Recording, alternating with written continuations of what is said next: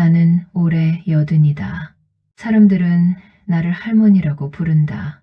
하지만 나는 가끔 내가 몇 살인지도 잊어버린다. 의사는 말했다. 내 병의 이름은 알츠하이머라고 했다. 처음에는 별거 아니라고 생각했다. 깜빡깜빡 나이 들면 다 그런 줄 알았다. 하지만 어느 날부터 나는 집에 가는 길을 잊어버리기 시작했다. 가스불을 켜놓고 잊어버리기도 했고 냉장고에 리모컨을 넣어두기도 했다. 딸은 처음에는 웃었다. 엄마 또 그래? 하고 말하며 정리해 주었다. 하지만 시간이 지나면서 딸의 웃음은 점점 사라졌다. 지금 나는 딸 집에서 산다. 딸과 사위 그리고 나, 3명이 한 집에서 산다. 이 집은 깨끗하다. 너무 깨끗해서 가끔은 내가 여기 사람이 아닌 것 같기도 하다. 나는 항상 가방을 하나 들고 다닌다. 낡은 갈색 가방이다. 사람들은 말한다. 할머니, 그 가방 왜 항상 들고 다녀요? 나는 웃는다. 사실 나도 정확히는 모른다. 하지만 이상하게도 그 가방을 놓으면 마음이 불안해진다. 그래서 잠잘 때도 옆에 두고 잔다. 어느 날 아침이었다. 나는 밥을 하려고 부엌에 갔다. 하지만 밥솥을 어떻게 여는지 갑자기 생각이 나지 않았다. 나는 한참을 서 있었다. 그때 뒤에서 사위 목소리가 들렸다. 어머니, 또 뭐 하세요? 나는 깜짝 놀랐다. 밥 하려고. 사위는 한숨을 쉬었다. 어머니, 그냥 앉아 계세요. 또 사고 치시려고 그러죠? 나는 아무 말도 하지 못했다. 그날 저녁 나는 또 사고를 쳤다. 집 앞 편의점에 간다고 나갔다가 길을 잃어버렸다. 2시간을 헤매다가 경찰이 나를 집에 데려다 주었다. 그날 밤 나는 거실에서 들었다. 사위의 목소리였다. 이건 아니잖아요. 언제까지 이렇게 살 거예요? 딸은 아무 말도 하지 않았다.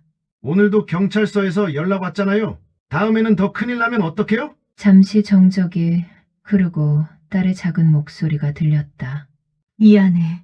사위는 화가 나 있었다. 미안하다고 해결돼요? 요양병원 알아봐야 해요. 나는 방문 뒤에서 조용히 서 있었다.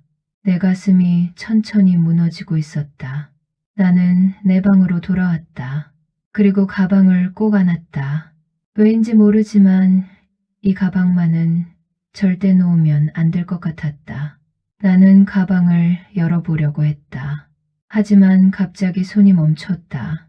내가 왜 이 가방을 들고 다니는지 생각이 나지 않았다. 그 안에 무엇이 있는지도 기억이 나지 않았다. 나는 가방을 다시 닫았다. 그리고 속으로 중얼거렸다. 괜찮아. 괜찮아. 하지만 그 말은 나 자신에게 하는 말이었다. 그날 밤 나는 잠이 오지 않았다. 거실에서는 사위와 딸의 목소리가 계속 들렸다. 나도 힘들어. 딸의 목소리였다. 그러니까 병원 보내자니까요. 그 말이 칼처럼 가슴에 박혔다. 나는 이 집에서 짐이 되어가고 있었다.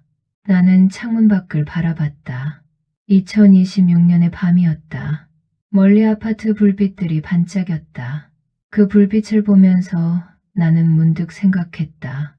혹시 내가 들고 다니는 이 가방이 내가 아직 버려지지 않은 이유일까? 나는 그날 밤 거의 잠을 자지 못했다. 사위의 말이 머릿속에서 계속 맴돌았다. 요양병원. 그 단어는 참 이상했다. 누군가에게는 편안한 곳일지 모르지만 나에게는 끝처럼 들렸다. 다음 날 아침이었다. 나는 평소처럼 가방을 안고 거실로 나왔다. 딸은 출근 준비를 하고 있었고 사위는 휴대폰을 보며 커피를 마시고 있었다. 사위는 나를 보자마자 인상을 찌푸렸다. 어머니, 또 가방 들고 다니시네요. 나는 그냥 웃었다. 사실 이유를 몰랐다. 왜 이 가방을 놓지 못하는지 나도 설명할 수 없었다. 딸은 아무 말 없이 밥을 차렸다. 식탁 위에는 조용한 공기가 흐르고 있었다. 사위가 숟가락을 내려놓으며 말했다. 어제 병원 알아봤어요? 딸의 손이 멈췄다. 나는 그 말을 듣고도 아무 말도 하지 못했다. 시설 괜찮은 데 있어요. 요즘은 호텔처럼 잘 돼 있다니까요. 사위는 아무렇지 않게 말했다. 마치 오래된 가구를 바꾸는 이야기처럼. 딸은 고개를 숙였다. 조금만 더 생각해 보자. 사위는 바로 목소리를 높였다. 언제까지요? 나는 조용히 밥을 먹고 있었다. 밥이 모래처럼 느껴졌다. 사위의 말은 계속 이어졌다. 어머니 또 사고 치면 어떡할 거예요? 가스도 켜놓고 길도 잃어버리고. 나는 숟가락을 내려놓았다. 그리고 조용히 말했다. 미안하다. 딸이 나를 바라봤다. 나는 웃었다. 내가 늙어서 그렇다. 사위는 아무 말도 하지 않았다. 하지만 그의 표정은 이미 답을 말하고 있었다. 짐. 나는 그 집에서 짐이 되어가고 있었다. 그날 오후였다. 나는 혼자 집에 있었다. 딸과 사위는 일을 나갔다. 나는 거실을 정리하려고 했다.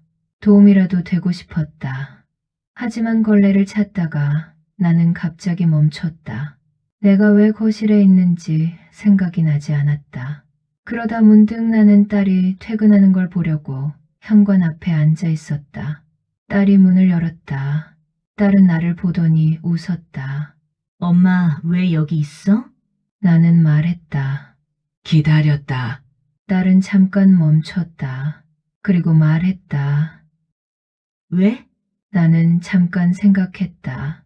하지만 대답이 떠오르지 않았다. 딸의 눈이 잠깐 흔들렸다. 그날 밤 사위가 말했다. 병원 예약했어요. 딸은 아무 말도 하지 않았다. 나는 가방을 안고 있었다. 그리고 느꼈다. 이 가방이 내 마지막 집이 될지도 모른다는 것을. 병원 가기 사흘 전이었다. 나는 또 사고를 쳤다. 이번에는 냄비를 태웠다. 연기가 집안에 가득 찼다. 사위는 완전히 화가 났다. 이건 위험하잖아요. 딸은 울고 있었다. 사위는 소리쳤다. 오늘 당장 병원 가요. 나는 아무 말도 하지 못했다. 나는 가방을 안고 있었다. 그때 사위가 말했다. 그 가방 좀 내려놔요. 그리고 처음으로 사위가 내 가방을 빼앗았다. 가방이 사위 손에 있었다. 나는 순간 숨이 막혔다. 안 된다. 내 입에서 처음으로 큰 소리가 나왔다. 사위는 짜증난 얼굴이었다. 도대체 뭐가 있길래 그래요? 지퍼가 열렸다. 그리고 안에 있던 것들이 바닥으로 떨어졌다. 낡은 머리핀 어린이, 그림 작은 인형, 그리고 오래된 사진들. 딸이 멈췄다. 사진 속에는 어린 딸이 있었다. 딸은 사진을 들었다. 사진 속에는 어린 시절의 자신이 있었다. 머리에 빨간 머리핀을 꽂고 있었다. 딸의 손이 떨렸다. 가방 안에는 딸이 어릴 때 좋아하던 것들이 가득 들어 있었다. 작은 장난감, 초등학교, 그림 유치원 이름표. 딸은 갑자기 울기 시작했다. 사위도 말을 잃었다. 나는 그 모습을 보며 조용히 말했다.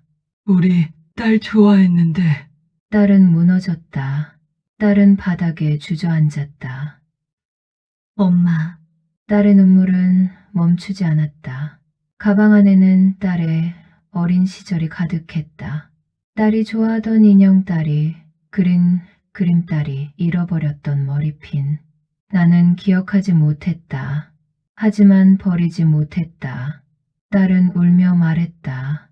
엄마, 나 기억 못하잖아. 나는 잠깐 딸을 바라봤다. 그리고 말했다.